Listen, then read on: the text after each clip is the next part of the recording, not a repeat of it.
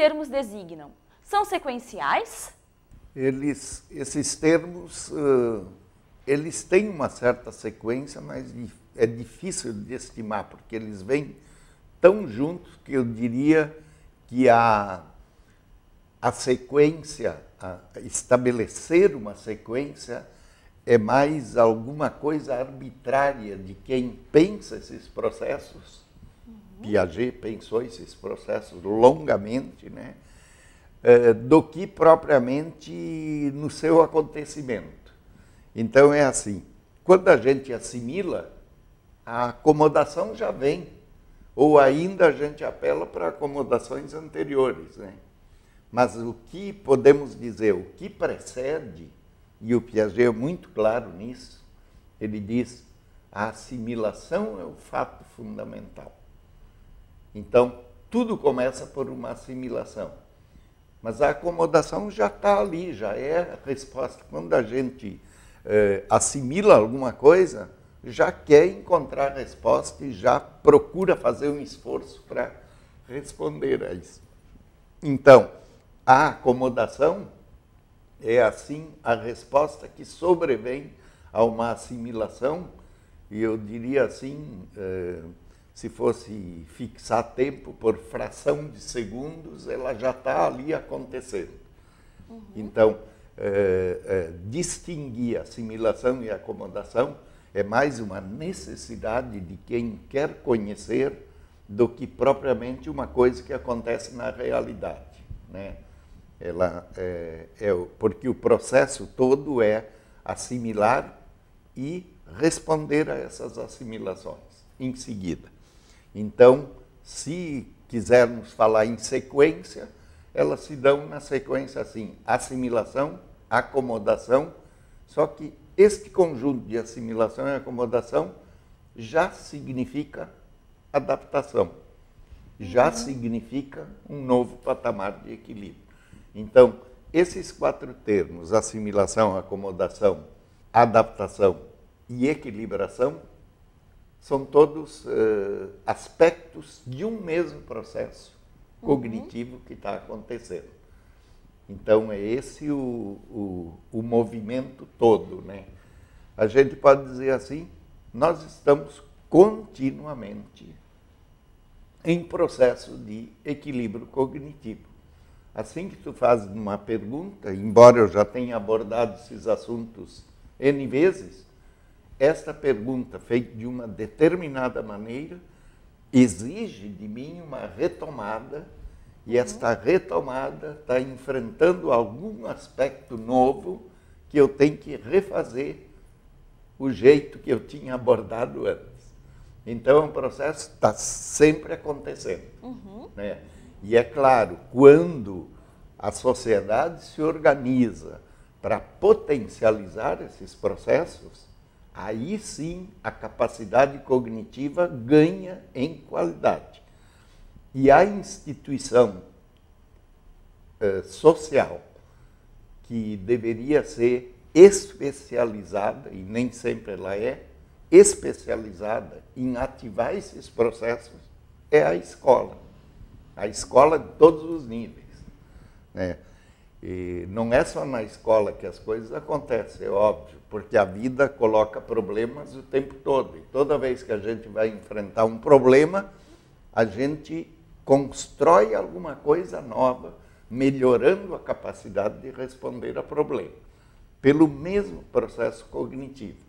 Mas a escola tem esta função precípua de ativar esses processos, potencializá-los, isto é, torná-los mais poderosos, a tal ponto que eu diria que o objetivo da escola não é acumular conteúdos, mas é aumentar a capacidade de aprender, aumentar a capacidade de conhecer.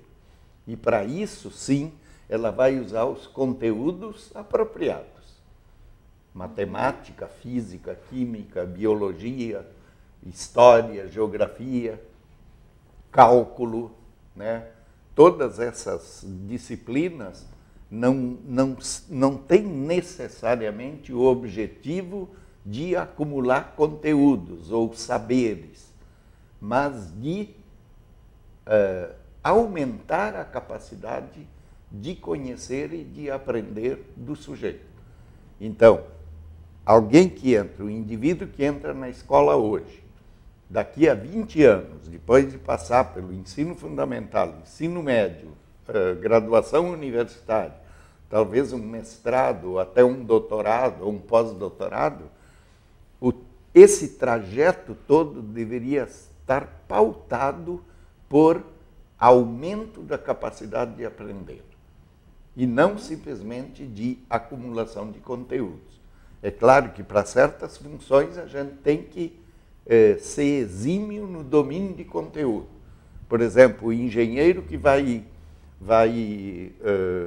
planejar uma ponte, um viaduto, uma coisa assim.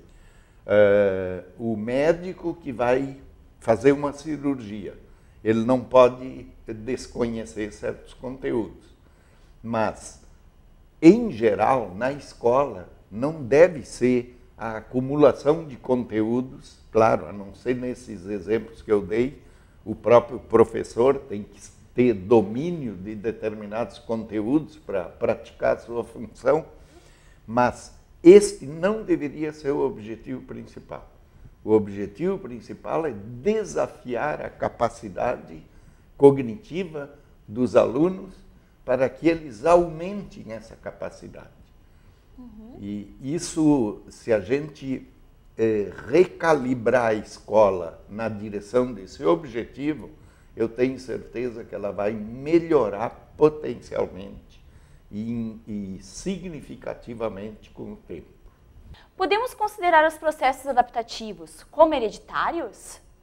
Os processos adaptativos realmente são hereditários. Nós os herdamos. Nós, quando nascemos, aliás, antes de nascer, mas vamos fixar o nascimento como uma data, como, digamos, um evento significativo ali, e pensar o pós-nascimento. Assim que o bebê, assim que nasce um humano, este bebê recém-nascido, ele já está exercendo capacidades adaptativas. Por exemplo, ele sente fome, a mãe dá o seio, ele mama, né? Não é a mãe que mama por ele, a mãe precisa dar o seio, mas é o bebê que mama. Então ele já traz uma estrutura adaptada para sugar, né? E, portanto, se alimentar e, portanto, manter a sua vida e promover o seu crescimento. Tudo isso por um processo de adaptação. Agora, o Piaget distinguia 3 formas de estruturas. As estruturas totalmente construídas, que seriam, por exemplo, o aparelho digestivo, o aparelho circulatório, né? Neurológico. Aparelho neurológico. O neurológico, não, neurológico não. Neurológico não vem totalmente constituído, foi uma boa pergunta. Então, tem alguns que vêm totalmente prontos para manter a vida. E, digamos, promover a vida, porque não é só manter, porque o bebê precisa crescer, precisa desenvolver seus ossos, músculos e nervos, né? E uma segunda são os parcialmente cognitivos, parcialmente construídos, as estruturas, que é o sistema nervoso. Por quê? Porque quando começam as demandas cognitivas, essas estruturas cognitivas não estão prontas. Essa é uma tese fundamental do Piaget, que as estruturas cognitivas todas são construídas. Elas não são hereditárias. O que é hereditário é o funcionamento geral. A parte orgânica. A parte orgânica, mas também vem alguma coisa que é a possibilidade de construir estruturas cognitivas, né, que os humanos trazem. E o terceiro tipo de estruturas é estruturas nada construídas. O que são as estruturas cognitivas. Então, são 3 tipos de estrutura. E essa distinção que o Piaget faz ajuda a compreender a questão do conhecimento. E essa confusão de achar, por exemplo, que uma criança já nasce com noção de quantidade. Portanto, ela já teria noções básicas de matemática ao nascer. O que é uma confusão enorme, porque a noção de número dificilmente aparece antes dos 5 anos. Para grande parte das crianças, bem depois. Em média, o Piaget colocava ali por volta dos 7 anos. Na verdade, quando nós vemos as performances das aprendizagens nas escolas, a grande número de crianças, a noção de número é bem posterior.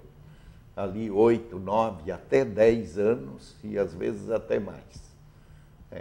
Então, essas capacidades cognitivas, elas, para o Piaget, e isso para ele é muito claro, e ele apresenta evidências muito fortes, né, a respeito disso, de que elas são totalmente construídas. A criança não nasce com capacidade, com estruturas cognitivas. E estruturas são essas organizações cerebrais que possibilitam o conhecimento. Então, a criança recém-nascida e nos 4 primeiros meses aproximadamente, diz o Piaget, ela não denota nenhum elemento que denuncia a presença de alguma estrutura cognitiva. Nada. A capacidade de classificação, de seriação cognitiva, a capacidade simbólica nem se fala, não tem nenhum elemento que apresente, que, digamos assim, daria a entender que existe ali uma estrutura cognitiva. Isso é uma evidência de que elas vão aparecendo, elas não estão prontas, elas vão aparecendo aos poucos. Mas e essa é uma outra concepção, de que as estruturas cognitivas já nascem com a gente, mas elas dependem do processo de maturação. Então, elas já estariam ali, mas em uma espécie de embrião que vai se desenvolver posteriormente só com o crescimento do corpo. Assim como o corpo cresce, também as capacidades cognitivas crescem. Mas daí o Piaget diz, se isto fosse verdade, elas deveriam ser muito mais precoces. Não existe nenhum sinal de que elas já existem previamente. Elas aparecem aos poucos e ali está o mérito do trabalho do Piaget. Sempre, sempre, sempre relacionado ao que o indivíduo faz. É a ação dele que produz organizações cerebrais com as quais ele consegue conhecer e, posteriormente, com a função simbólica, consegue pensar. E consegue, portanto, fazer abstrações reflexionantes, abstrações pseudo-empíricas, abstrações refletidas e, claro, antes de tudo, abstrações empíricas, que possibilita, portanto, o conhecimento.